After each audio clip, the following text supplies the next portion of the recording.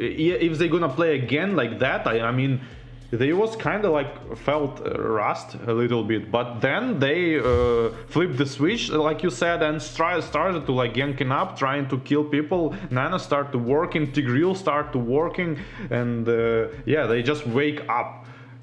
Yeah. Yeah, the flick of the switch is what some teams just need sometimes, and that's what I like. I like to see the teams that don't back down from a tough interaction is what we need to see from a tournament like this, especially with $1 million on the line. Blacklist International, though, picking up a Rafaela and also the Bruno. Now, I kind of want to talk about this Fire Flux pick. So they picked up Xborg. That's something I see in North America a lot. The true damage that Xborg can exert is something to be feared. And I think Blacklist International might have to watch out for it. If it's in the jungle, I could be tentative as there's not 2 EXP picks yet.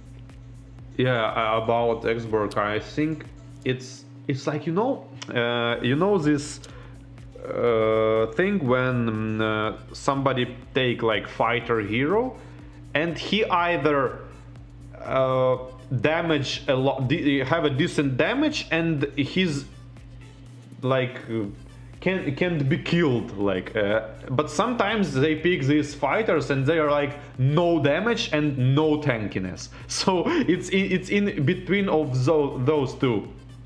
So yeah. We can see both of the Xborgs, but the Leomord is being picked, so the Xborg is for the X-Plane, I guess, and this is quite interesting. I like the Leomord pick, but again, is he going to like damage build and he's going to one-shot, or he's going to have tanky build? Like, let's see. That's interesting games. Right. I mean, what we're going to see here, if we're just comparing last game to this game to what could come, is that Fire Flux definitely likes that aggressive approach, but we're going to be getting into the second round of Blacklist International versus Fire Flux. Can Fire Flux bring that same aggression that we've seen into the first game? Can Blacklist fight back that aggression and keep this win going? Match point, Blacklist International.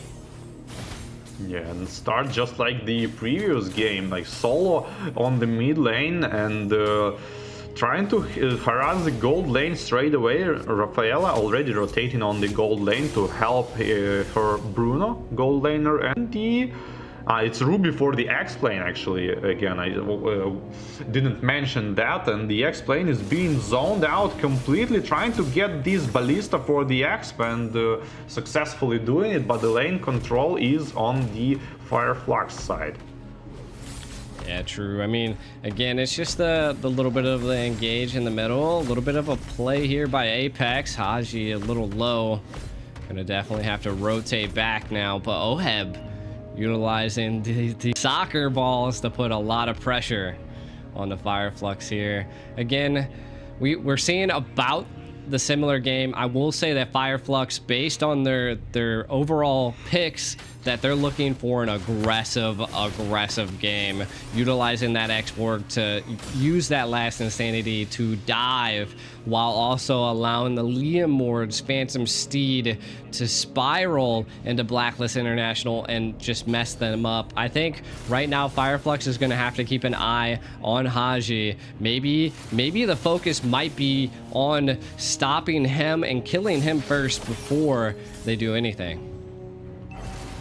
Yeah, I would love to see the Leomord spiraling out of control, absolutely, but there's like, seems like there's way too much CC here. Ooh. Trying to go for the Ruby and the counterattacks of the counterattacks. Like, I guess it was not going for the Ruby, he was trying to save it, but his Xborg ultimate on top of that, Firaga being popped and the roll is not working. He's being dragged back, and this double kill for the Blacklist International on top of the turtle.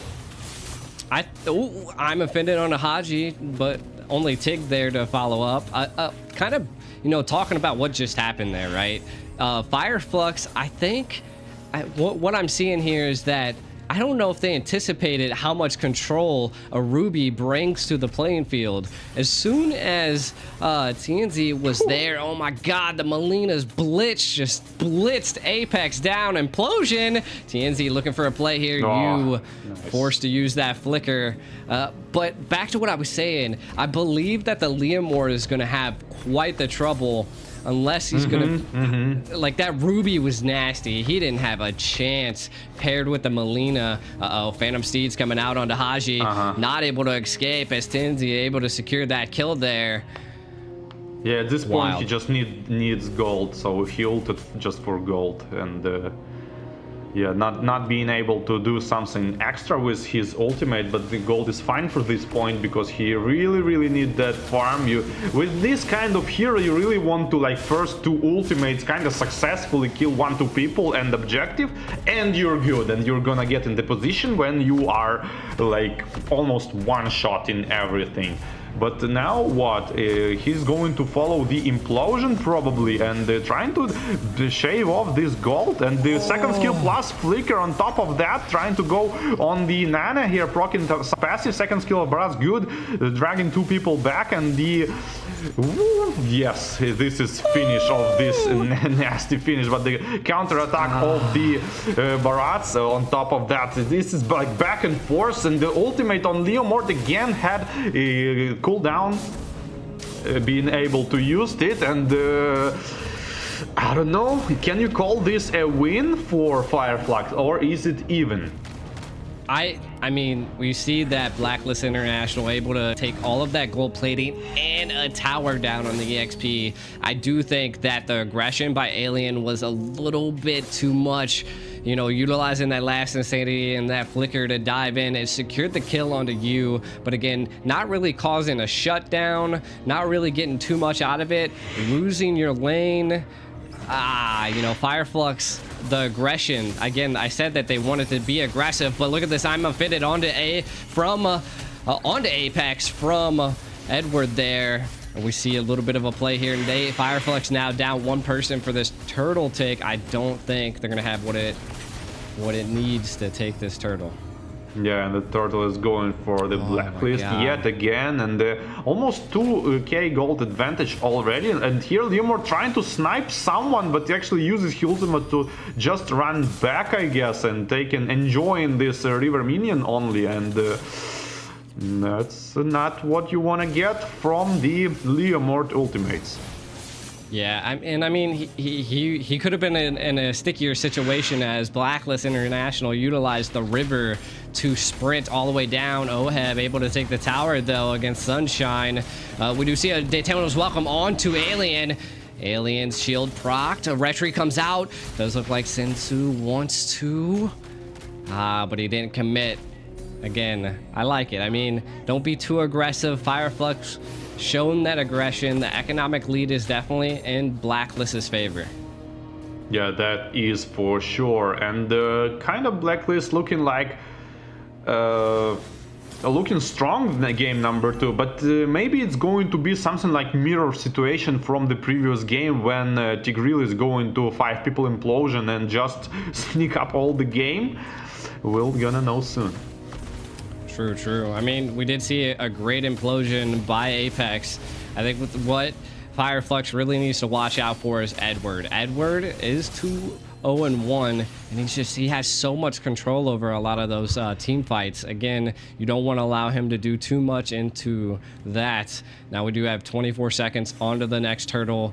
We do see Blacklist looking for a little bit of a play, but Fireflux kind of setting up maybe something a little strategic here.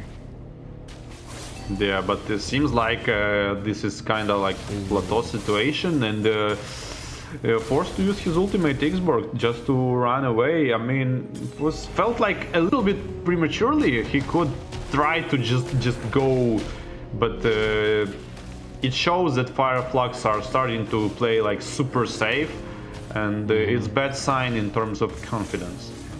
Yeah, but look, and I'm offended, able to secure a kill. You able to take out Apex.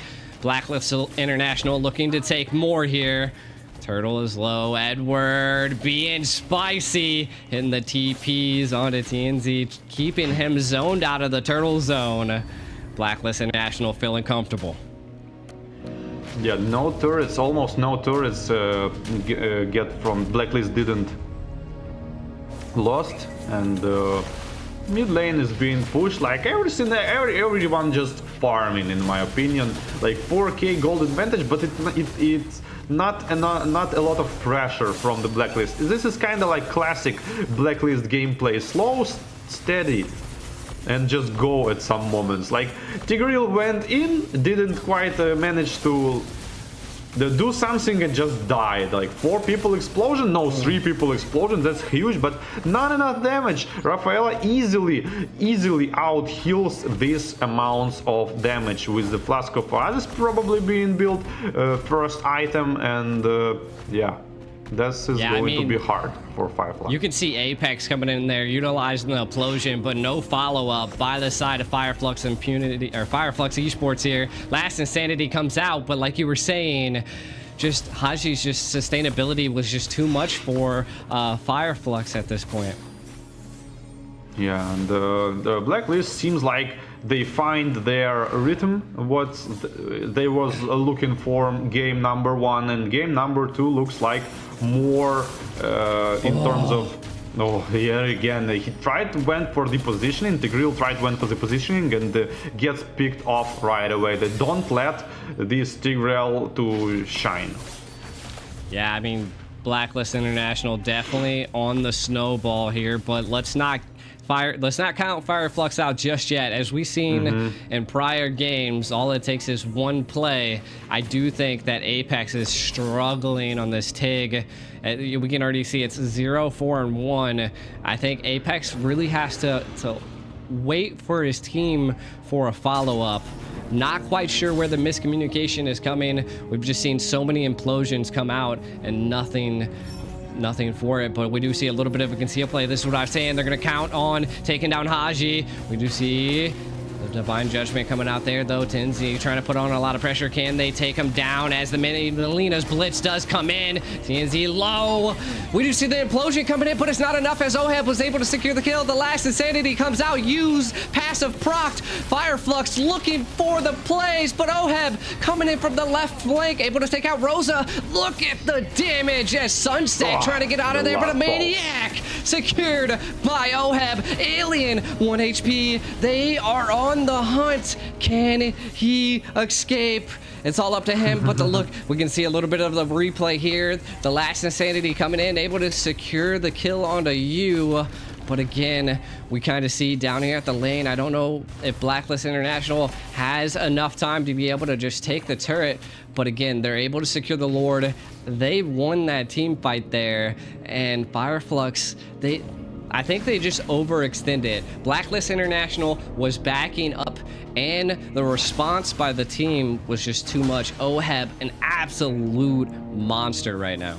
And now they're gonna try to finish the game, but the implosion finally work on the Ruby. It might be the sign of the defense, but the Barats is not thinking that way, pushing tier 3 turret with his team. 4 people left, but it doesn't mean the attack is stopped. The 1-to-1 on the kills score, and the extra big wave of minions going into the mid lane. Oheb trying to work on the crystal, and the Barats is good initiation, counter attack by the Leomore, trying to zone out all of the team and do it successfully. But the crits, but the damage is insane. 10k gold advantage. 10k gold advantage is there. Is not. They're just going for kills at this point. They don't even care. Oheb, unstoppable. Blacklist International looking to end it here, but they're just holding out to stack the kills up onto Fireflux. Blacklist International taking the 2-0 against Fireflux into Group C. My God. Yeah. Yeah, good gameplay. And the second game was more like the Blacklist game. It was like more like of a Blacklist gameplay. Like, you know, they just group up, take objective, group up, take objective, map control, take objective, and it's more like a Blacklist, like textbook play style. Maybe they first game they went for some experiments with like initiation and control, but this is like more of Blacklist gameplay with support kind of heroes shines more. Yeah, I mean, in that game, it felt like Blacklist International found their comfort zone. They felt out Fire Flux. They seen that they were pushed back against the wall into game 1, and then going into game 2, they said,